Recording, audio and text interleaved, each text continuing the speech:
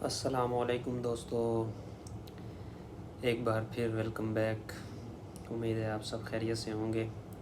جیسے کہ آپ سب کو معلوم ہے کہ میں آپ کو جو ہے میک اسکالرشپ ایمبیسی ریکمنڈیشن کے بارے میں بتا رہا ہوں۔ تو اس کے بارے میں نے پہلے بھی 2 ویڈیوز بنا لی ہیں۔ ایک ویڈیو میں میں نے آپ کو جنرل گائیڈ لائن دی ہے، دوسری ویڈیو میں نے آپ کو سٹیج 1 کے بارے میں بتایا ہے۔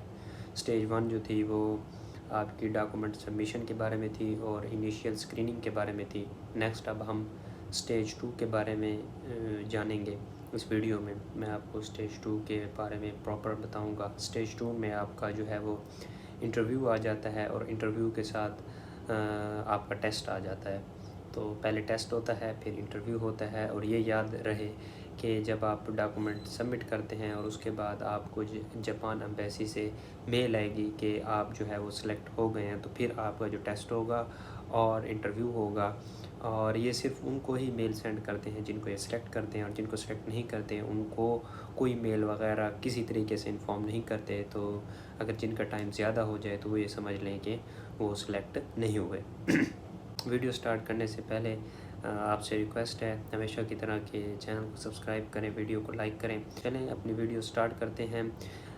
اس میں جو ہوتا ہے وہ انٹرویو ہوتا ہے اور ٹیسٹ ہوتا ہے۔ سب سے پہلے جو ہوتا ہے وہ ٹیسٹ ہوتا ہے، اور کافی اسٹوڈنٹس پوچھتے ہیں کہ سر جی اس ٹیسٹ میں کیا پوچھا جاتا ہے۔ سمپل سا ٹیسٹ ہوتا ہے یار، اس میں 2 ٹیسٹ ہوتے ہیں، ایک انگلش لینگویج کا ٹیسٹ ہوتا ہے اور ایک جیپنیز کا ٹیسٹ ہوتا ہے۔ انگلش لینگویج کا ٹیسٹ تو ظاہری بات ہے آپ دیں گے، لیکن جیپنیز جو ہے وہ آپ کو نہیں آتی، تو جیپنیز کا ٹیسٹ آپ کیا کر دیں گے، اسکپ کر دیں گے۔ انگلش کا ٹیسٹ بڑا ہی آسان ٹیسٹ ہوتا ہے۔ اس میں 2 پورشن ہوتے ہیں، ایک گرامیٹیکل پورشن ہوتا ہے اور ایک کمپریہنشن کا پورشن ہوتا ہے۔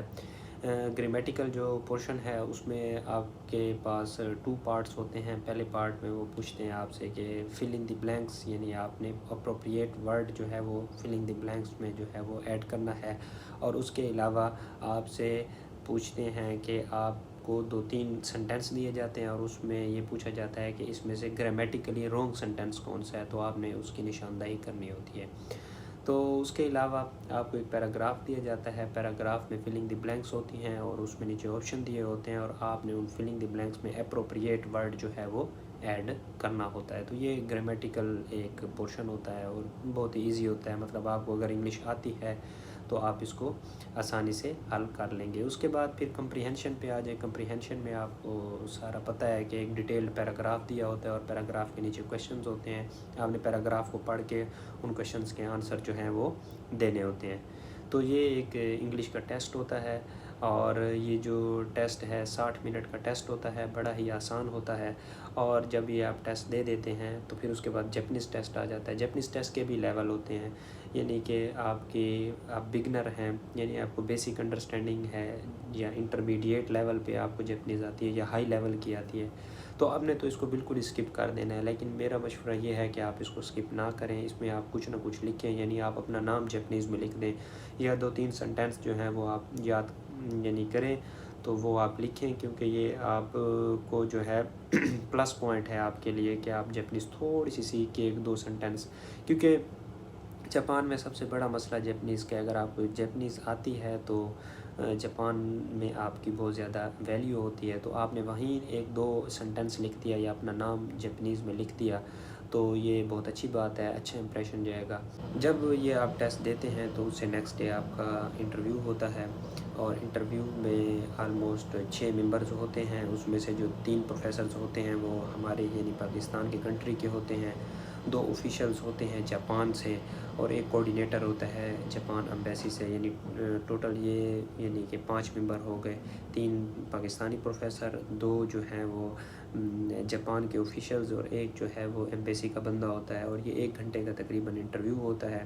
انٹرویو میں پہلے جو پینل ہے وہ اپنا انٹروڈکشن کروائے گا، پھر آپ کو کہے گا کہ آپ اپنے آپ کو انٹروڈیوس کروائیں، پھر آپ سے کامن کویشچنز پوچھے جائیں گے، یعنی کہ انٹرویو میں جیسے انٹرویو ہوتا ہے فارمل، یعنی آپ نے انٹروڈکشن اچھا سا پریپیئر کر کے جانا ہے، اس کے علاوہ اپنے یعنی کہ کانفیڈنس سے جانا ہے، اور جو ہے وہ کامن کویشچنز پھر آپ سے بعد میں پوچھیں گے۔ کامن کویشچنز کیا ہوتے ہیں، جیسے کہ مجھ سے انٹرویو میں پوچھا تھا، میں تو یونیورسٹی ریکمنڈیشن میری تھی، لیکن پھر بھی وہی سیم ہی کویشچنز ہوتے ہیں، یعنی کہ اپنا ریسرچ تھیم جو ہے اس کو ایکسپلین کریں، اور آپ اپنے جو ہے آپ کو جو آپ نے فیلڈ سلیکٹ کی ہے تو وہ آپ نے کیوں سلیکٹ کی ہے، اور آپ نے یہ ساری چیزیں ایک سٹوری ٹائپ بنا کے نا ان کو بیان کرنی ہے، ایک ایک لفظ میں یا ایک ایک سینٹنس میں آپ نے ان کو نہیں بیان کرنا، آپ نے کانفیڈنس سے بیٹھ کے اور ان کو یہ ساری چیزیں ایکسپلین کرنی ہے۔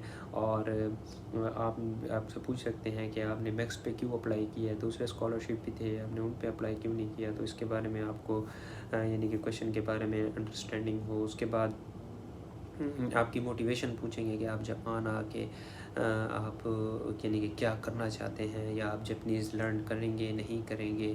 تو یہ سارے کویشچن جو ہیں یہ کامن کویشچنز ہیں، وہ آپ سے پوچھیں گے۔ اس کے بعد جو ہے وہ آپ سے کہیں گے کہ آپ کچھ کویشچنز پوچھیں، تو آپ نے بھی ان سے کویشچنز پوچھنے ہیں کہ جاپان ٹیکنالوجی میں بہت آگے کیوں ہے، ان کی ٹرین کا سسٹم بہت اچھا ہے، وہاں کے لوگ ڈسپلنڈ ہیں، وہاں جو ہے وہ کلینلیس بہت زیادہ ہے، صفائی کا بہت خیال رکھا جاتا ہے، لوگ اونیسٹ ہیں، یعنی کہ لوگوں کی وہاں پہ عمریں لمبی ہوتی ہیں، اور وہاں پہ انوائرمنٹ اچھا ہے، اور وہاں پہ صرف جاپنیز کو پریفر کیوں کیا جاتا ہے، اور وہاں کا فوڈ کیسا ہے، اور ایچ اینڈ ایوری تھنگ آپ ان میں سے کچھ بھی پوچھ سکتے ہیں۔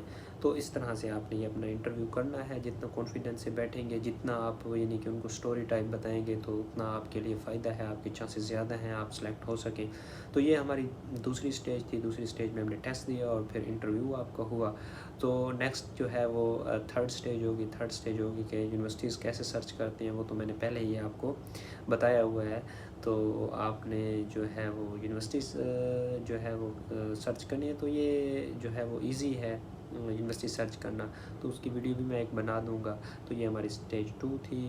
اور اگر آپ نے سٹیج 1 دیکھنی ہے کہ آپ نے ڈاکومنٹس کیسے سبمٹ کروانے ہیں، تو وہ ویڈیو کا جو لنک ہے وہ میں ڈسکرپشن میں ایڈ کر دوں گا۔ اس کے علاوہ جنرل گائیڈ لائن جو ہے وہ ایمبیسی ریکمنڈیشن کی، وہ بھی اس کا بھی لنک جو ہے وہ میں ویڈیو میں ایڈ کر دوں گا، آپ وہ دیکھیں۔